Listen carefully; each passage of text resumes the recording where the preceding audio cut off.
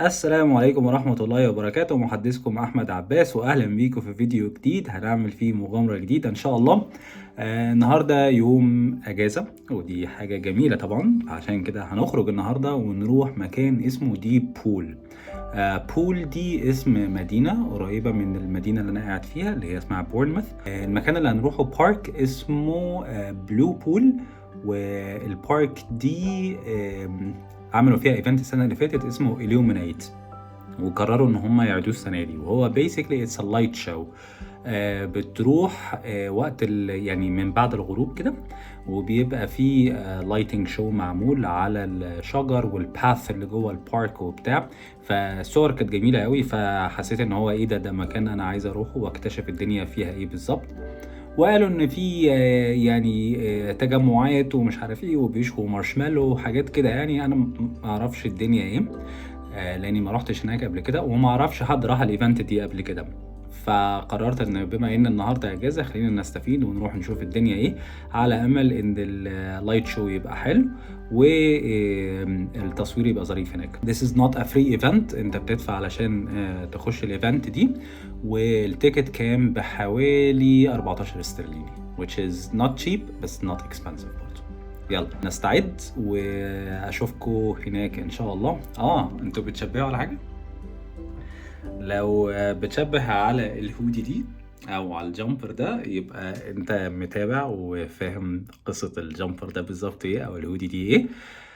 لو ما تعرفش هحط لك لينك في مكان فوق هنا علشان تعرف القصة بتاعة الهودي دي، لان هو ليه قصة كبيرة. فيلا اتفرج على الفيديو ده ويبقى ارجع لنا تاني ونكمل المغامرة الجديدة. يلا سلام.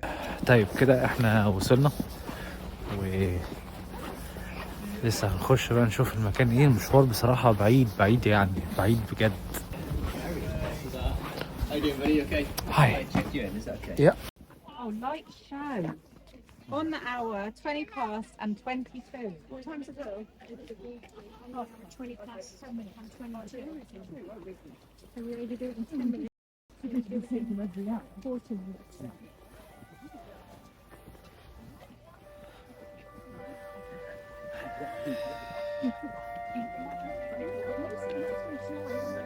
منظر البحيرة ده خطير. انت شايف الريفلكشنز بتاعت الشجر عليه؟ مش عارف باين ولا لا، بس انا شايف الريفلكشنز بتاعت الشجر. Let's go. بس حاجة ان هو التريل اللي هم عاملينه ومنورينه، طول ما انت ماشي انت شايف التريل بالانوار اللي موجودة في الارض كده. واو، نايس. بس انا عايز اقول لكم الجو ساقعة لان المكان مفتوح، ساقعة بطريقة مش طبيعية. انا يعني ايديا لابس جوانتي وبرضه ايديا سقعانة، فلازم ابدل كل شوية كده ايد وايد واحط الايد التانية في جيبي. المفروض التريل ده طوله كيلو متنور كده بالطريقة دي.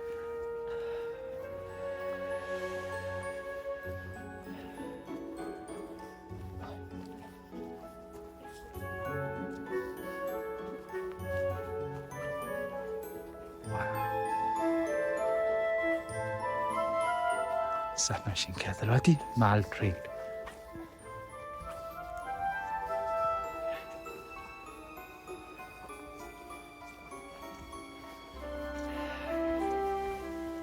طبعا دي من الحاجات القليلة جدا اللي بتلاقي ان انت ممكن تعملها هنا في انجلترا بالليل، يعني لان الدنيا في انجلترا هنا صعبة شوية في الشتاء بالذات، وفي وقت بالليل ده متلاقيش حاجات كتيرة تعملها للأسف. يعني غير بقى لو هتروح أماكن بقى، تروح مول، تروح مثلا معزومة عند حد، مش عارف ايه، أي حاجة من الحاجات دي.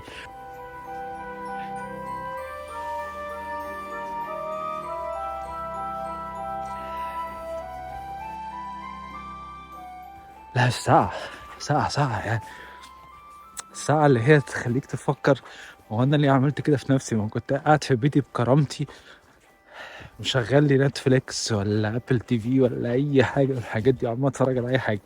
بس لا، حلو حلو حلو، شوف حاجات جديده. بعدين بصراحة أنا عمري ما مشيت في بارك بالليل يعني.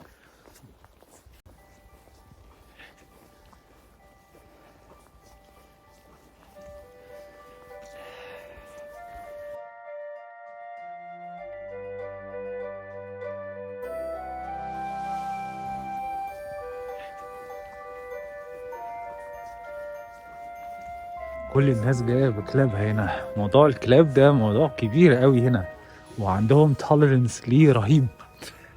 تطلع الأتوبيس، تركب الأتوبيس تلاقي الناس طالعة بالكلاب بتاعتها عادي خالص، مفيش أي مشاكل. الموضوع وصل إن أنا مرة وأنا رايح الشغل أيام ما كنت في المستشفى القديمة بقى اللي كنت شغال فيها، فكان في واحدة بتركب الباص بتاع بتاع المستشفى، شاطئ الباص بيسموه، اللي هو بينقلنا من مكان مستشفى لمكان مستشفى تانية يعني. فكانت بتروح بالكلب بتاعها، وطلع ان الكلب بتاعها ده شغال معاها في ان هو بيساعد الناس اللي ما بتشوفش كويس، ومتمرن بقى وبتاع. فكان ليه بادج، يعني احنا كل واحد مننا بيبقى لابس البادج بتاع المستشفى بتاعنا، والكلب ده كان بيبقى لابس البادج بتاعه. مسخرة بقى، وكان يطلع معانا طبعا عشان في ناس هبلة هنا كتير يعني. فهو كاتب لك نو سويمنج عشان الناس ايه ده ميه يلا بينا، فاهم؟ مفيش بقى الجو ده. حاطط لك ميرميدز اهي ولا ايه دي؟ ميرميدز.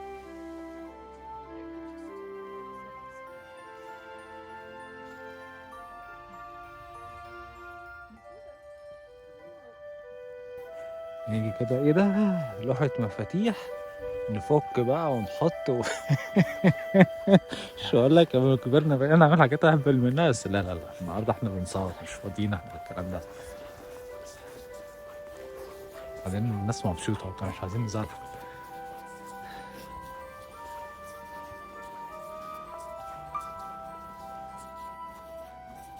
الناس بتصور.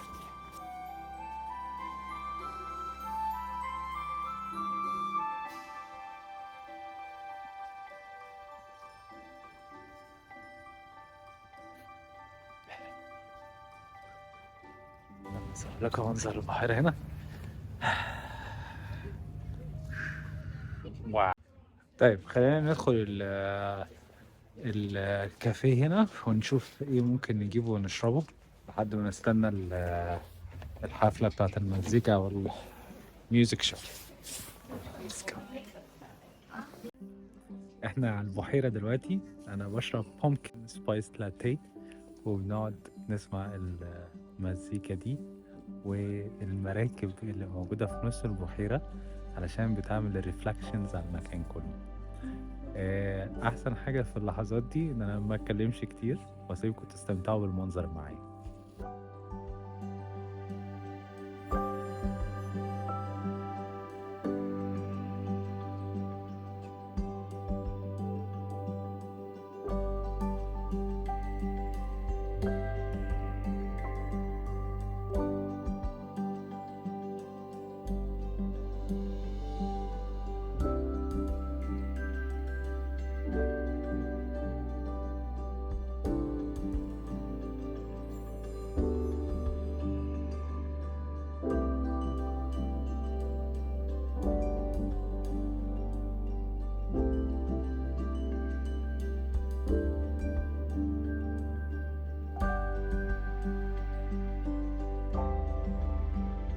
وبكده نبقى وصلنا لنهاية الفيديو بتاع النهاردة. ما تنساش تعمل لايك وسبسكرايب عشان تشوف الفيديوهات الجاية، على وعد بإذن الله ان انا اخدكم معايا ونشوف اماكن جديدة في انجلترا بنشوفها لأول مرة.